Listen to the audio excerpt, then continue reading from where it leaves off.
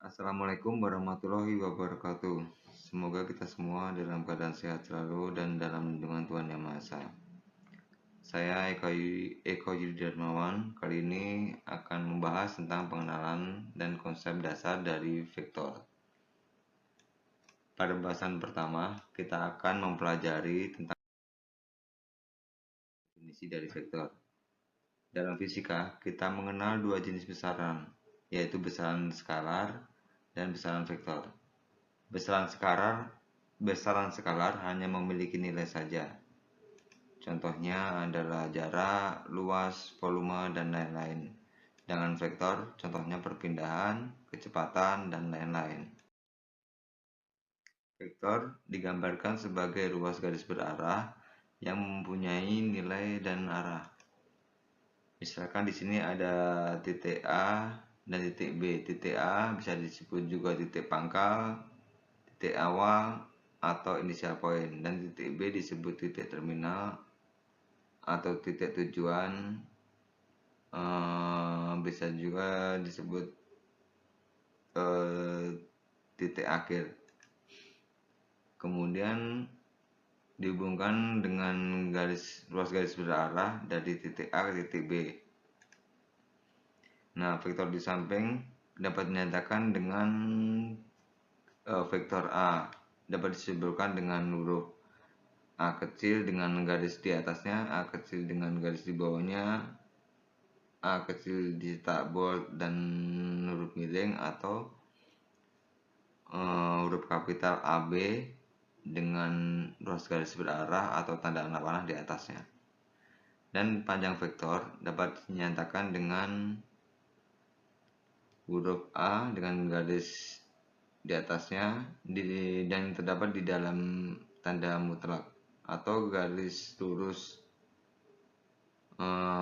Bisa juga disimbolkan dengan A dengan garis di bawahnya dan dalam tanda mutlak, atau yang paling kita temui adalah huruf kapital AB dengan ruas garis berarah di atasnya atau tanda panah di atasnya dan berada di dalam tanda mutlak. Vektor terbagi menjadi beberapa jenis, yaitu ada vektor 0 yang merupakan suatu vektor yang panjangnya 0 dan tidak memiliki arah. Yang tidak memiliki arah vektor yang jelas maksudnya. Vektor posisi merupakan vektor yang posisi titik awalnya di koordinat 0 dan 0, sedangkan posisi titik ujungnya di satu titik tertentu selain di koordinat 0 dan 0. Kemudian ada vektor satuan yang merupakan suatu vektor yang panjangnya satu satuan. Yang terakhir merupakan vektor basis, merupakan suatu vektor yang panjangnya satu satuan tapi arahnya searah dengan sumbu koordinat.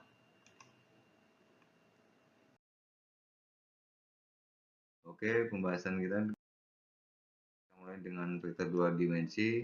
Vektor dua dimensi atau bisa disebut juga sebagai vektor bidang dinyatakan dalam dua sumbu koordinat, yaitu sumbu X dan sumbu Y. Nah, di sini vektor pada bidang dua dimensi dinyatakan sebagai pasangan bilangan yang dituliskan secara vertikal yang disebut dengan vektor kolom, atau bisa dituliskan juga secara horizontal di dalam tanda kurung yang disebut dengan vektor baris.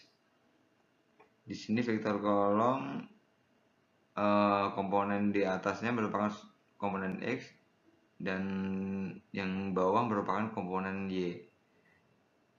Kemudian vektor baris, komponen yang pertama ini komponen dari X dan komponen yang kedua merupakan komponen dari Y dan dituliskan secara horizontal.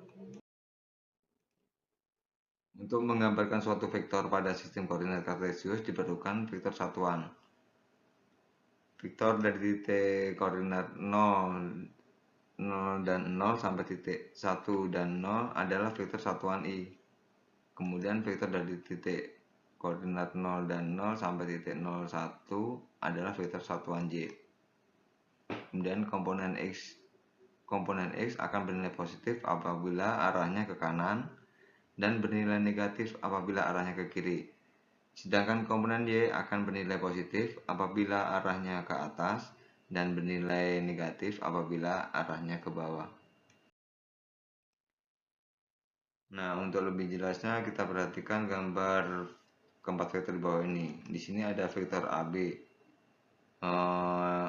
Vektor AB dapat dituliskan komponen X-nya ada 3 satuan ke arah kanan, berarti positif. Kita tuliskan angka 3 dan komponen Y-nya 2 satuan ke atas, kita tuliskan angka 2. Bisa kita tuliskan secara vertikal atau secara horizontal. Kemudian yang kedua, vektor CD, vektor yang bergerak dari arah C ke D. Dari komponen X-nya terjadi gerakan ke arah kanan sebanyak 3 satuan, kemudian tidak bergerak ke atas maupun ke bawah komponen Y-nya, jadi nilainya 0. Yang ketiga ada vektor EF, vektor yang bergerak dari E ke F atau ke arah atas. Nah, ini komponen X-nya tidak bergerak kanan ataupun ke kiri, sehingga nilainya 0, sedangkan komponen Y-nya bergerak ke atas sebanyak 3 satuan. Bisa kita tuliskan dengan positif angka 3. Kemudian yang terakhir ada vektor GH, vektor yang bergerak dari titik G ke arah titik H, bergerak ke komponen X-nya bergerak ke kiri sebanyak 2 satuan. Jadi kita tuliskan minus 2. Kemudian komponen Y-nya bergerak ke atas sebanyak 2 satuan. Kita tuliskan 2 positif. Bisa kita tuliskan secara vertikal ataupun secara horizontal. Baik, untuk selanjutnya langsung aja kita ke latihan soal. Jika diketahui koordinat titik B min 4 dan 1 dan vektor AB sama dengan min 6 dan min 5, maka koordinat titik A adalah, di sini kita akan mencari koordinat titik A. Vektor AB sama dengan vektor OB dikurangi vektor OA. Di sini vektor OB itu kita samakan dengan vektor B, dan vektor OA kita asumsikan sama dengan vektor A. Jadi vektor AB sama dengan vektor B dikurangi vektor A. Kemudian kita substitusikan vektor A sama dengan vektor B dikurangi vektor AB. Vektor A di sini komponen X-nya bernilai 4. Dalam vektor B komponen X-nya bernilai 4 dan komponen Y-nya bernilai 1. Sedangkan dari vektor AB komponen X-nya bernilai min 6 dan Y-nya bernilai min 5. Maka di sini min 4 di sini dikurangi min 6 sama min dengan min sama dengan plus. Jadi min 4 plus 6. Kemudian komponen Y-nya 1. Di sini min dikurangi min, kita sama jadi plus, jadi 1 plus 5. Kita temukan titik A berada di koordinat komponen X-nya di 2 dan komponen Y-nya di 6. Kemudian bisa kita gambarkan sebagai berikut. Di sini kita mulai titik B. Titik B ini komponen X-nya itu bernilai 4 ke kiri. Dari titik pangkal ke kiri bergerak sebanyak 4 satuan, jadi min 4. Kemudian ke atas sebanyak 1 satuan. Dan setelah kita ketahui di sini vektor A-nya berada di koordinat 2 dan 6, yang berarti komponen X-nya ada 2, berarti bergerak 2 ke kanan dan 6 ke atas, terletak di sini. Nah, kemudian kita ketahui letak dari vektor AB. Oke, kemudian kita hitung panjang vektor AB. Setelah kita mengetahui ini letak posisi vektor AB, sekarang kita hitung panjangnya. kita hitung panjang dari titik A ke titik B. Kita nyatakan dengan rumus panjang vektor AB sama dengan akar kuadrat dari XB min XA kuadrat plus YB min YA kuadrat.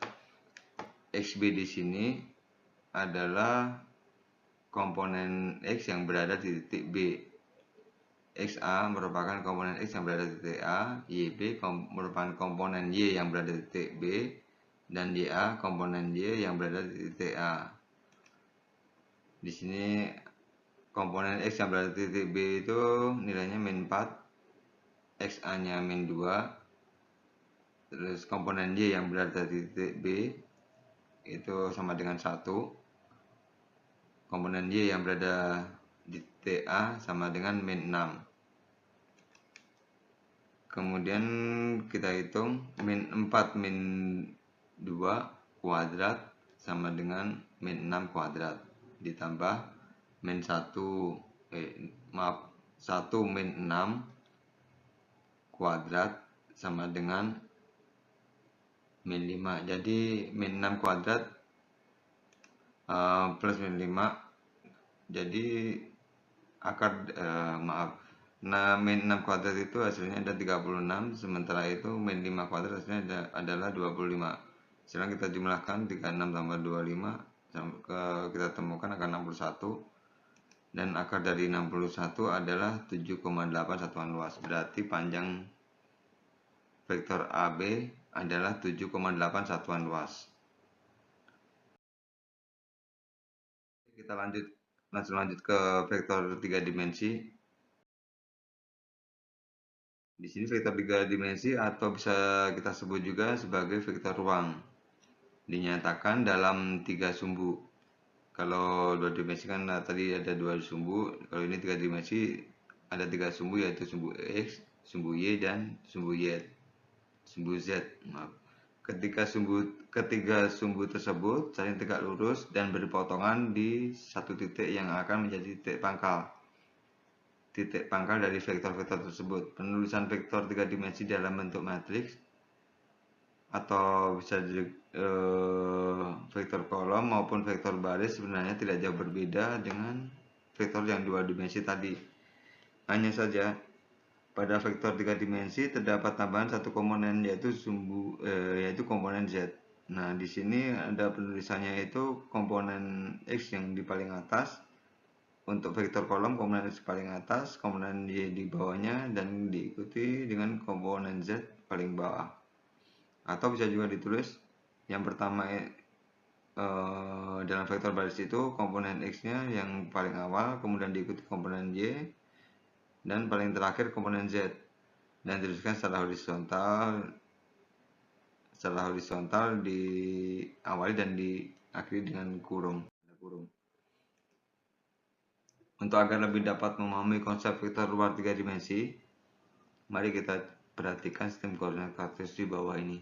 Di sini ada sumbu X, kemudian sumbu Y, dan yang ini sumbu Z. Nah, ini ada di sumbu X ini, dalam komponen sumbu X ada nilainya bergerak ke kanan sebanyak 4 satuan. Jadi X sama dengan 4. Kemudian di sumbu Y, nilainya itu Y-nya bergerak ke atas sebanyak 1, 2, 3, 4, 5, 6 sebanyak 6 satuan. Jadi Y-nya itu nilainya 6, dan untuk Z-nya itu bergerak keluar atau mendekati pembaca sehingga nilainya plus sebanyak 1 satuan. Nah, kemudian kita hubungkan dengan titik pangkal, kita temukan koordinat dari vektor P. Vektor P itu di sini adalah 4. 4 itu dari komponen X, 6 itu dari komponen Y, dan 1 dari komponen Z. Nah, setelah kita mengetahui letak, posisi, dan gambarnya dari vektor P, kita akan mencari panjang dari vektor P tersebut. Vektor yang warna merah ini, vektor P. Untuk panjangnya kita nyatakan dengan rumus akar kuadrat dari x kuadrat ditambah y kuadrat ditambah z kuadrat. Yang tadi nilainya sudah kita temukan. Untuk komponen x-nya nilainya adalah 4, kita kuadratkan plus 6 plus 1 kuadrat. Kita dapatkan 4 kuadrat sama dengan 16, 6 kuadrat sama dengan 36, dan 1 kuadrat sama dengan 1. Kemudian kita jumlahkan 16 tambah 36 tambah 1 hasilnya 53. Kita akarkan, jadi akar dari 53 adalah 3,2 satuan luas. Jadi panjang vektor P adalah 7,2 satuan luas.